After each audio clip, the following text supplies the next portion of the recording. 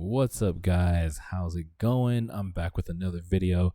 This time, this one will kind of go by pretty fast because I'm just installing the buttons for my Mayflash F500. What I ordered were the 30mm silent Sanwa buttons. They're dark red in color from Focus Attack. Sorry for the audio missing. There was a problem with the audio and trying to record, dogs barking, people walking around, arguments and stuff. It was just a noisy mess in my neighborhood, so I couldn't edit out the audio, so I decided to just voice over and speed it up. So for these buttons, like I said, they are 30mm. 7 out of the 8 of them are silent. The one is not. I already contacted Focus Attack about it via email, so I'm waiting for a reply, which I will note later. But these were really easy to install. The Mayflash F500 Elite already comes with Sanwa buttons, so it was pretty much just replacing the gray ones that came with the stick with these dark red colored ones. And the reason why I wanted the dark red color is because I do have a custom artwork that I want to use, but I don't know how to get it made. So if you guys know, please let me know in the comments. Pass me a link or something, because I tried to find some places and I couldn't find anything. I found one company on Focus Attack that did make a custom artwork, but it was for some character that I have no clue who it was. Other than that, these were, like I said, these were really easy to install. They match the color for the design that I have, which I might show at some point, because I made it myself, which looks pretty cool. Like I said, installation was easy. None of them were bent. I made sure to inspect them when I got them. None of the prongs were bent. They actually had slots built in the Mayflash F500 Elite for them, for the side clamps to clamp into, so you knew if it was facing the right way. And that was pretty much it. Like I said, they were really easy to install. I guess I can keep saying that.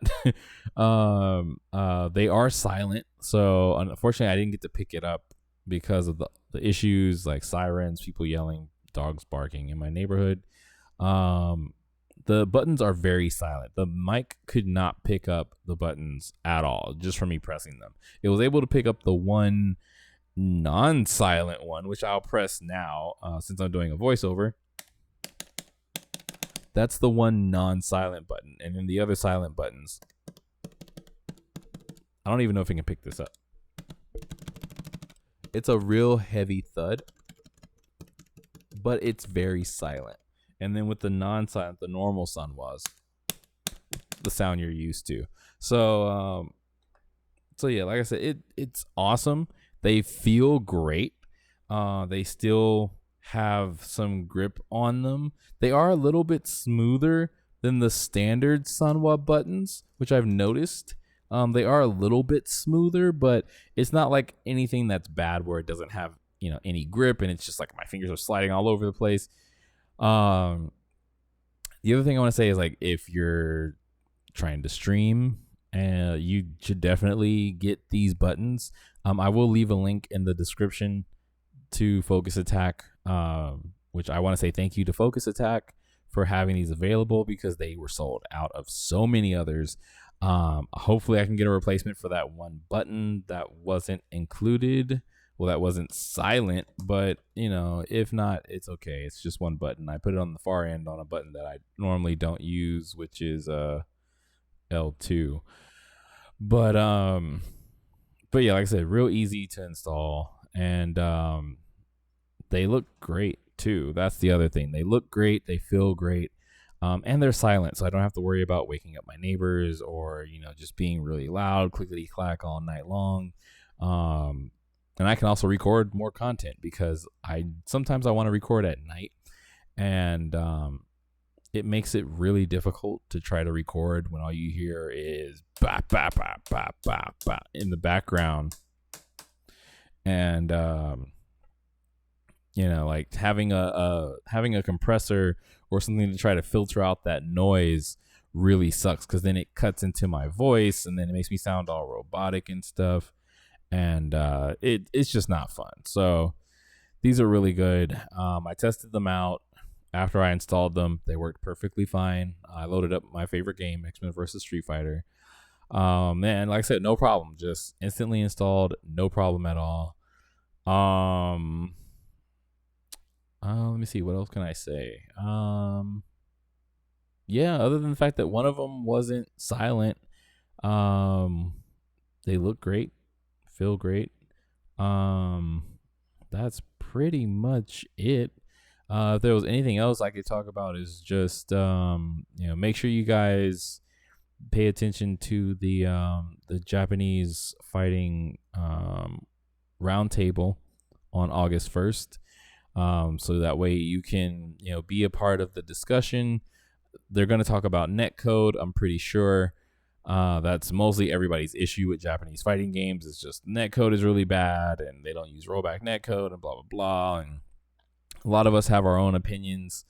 Like I know Maximilian Dude has been talking about load screens for a very long time, and how load times need to be cut down, and a lot of the people have different issues, like of course with netcode, and lack of casual content, lack of competitive content, lack of systems that help you go from being a noob to an intermediate to an advanced player. I know one issue I have is with the tournament system.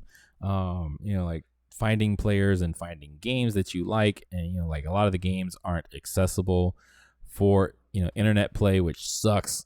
But it is what it is. Hopefully they address that. That's something that I'm looking forward to them addressing, is old games like X-Men versus Street Fighter or Marvel 1. Getting a collection for these games that I grew up playing, having them cross-platform is the main thing. Street Fighter 5 is cross-platform with the PlayStation 4 and PC. I would like to see that more with Xbox, with PC, with PlayStation, making them all cross-platform, so that way we can all play online together. I can play with my friends, I can play with my family, I can play with my little brother. I haven't been able to play fighting games with my little brother for a long time. He just recently got married and he's expecting a kid. And, because of, the pandemic, we can't go over to each other's houses and, really get down and play some games because, I'm a health risk. His wife is a health risk. And, it's just not safe. So, we really need these games to come back and have a good online, presence. Have features that help players get better, that help people to advance at the game, that keep people interested in investing their time into the game. There's a lot of things that we can do. And I think that having this round table is a good first start. So that will hopefully improve things, but if not, it's okay. So hopefully they're on the right track. At least they're gathering everybody to talk about it. That's the most important thing. Because if they weren't gathering to talk about it, they wouldn't be taking it so serious. And a lot of fighting games need better netcode. They need better features. They need extended features. They need ways to get new players involved instead of just adding easy mode with button mashing. There are a lot of things to talk about. A lot of us in the fighting community have talked about these things for a long time, but hopefully now with this pandemic, Japan sees that there's a big problem with their games if no one can physically play them. They're designed for arcades and for peer-to-peer, for us to stand shoulder to shoulder or sit side by side and play each other. But with that not being an option, what other option do we have left to play each other? So yeah, that's it. That's my 2 cents on the matter. I plan on doing a video going into deeper discussion about the topics that I'm interested in. But yeah, I will see you guys in the next video. Thank you for watching and thank you for your support. Take care and have fun. Peace.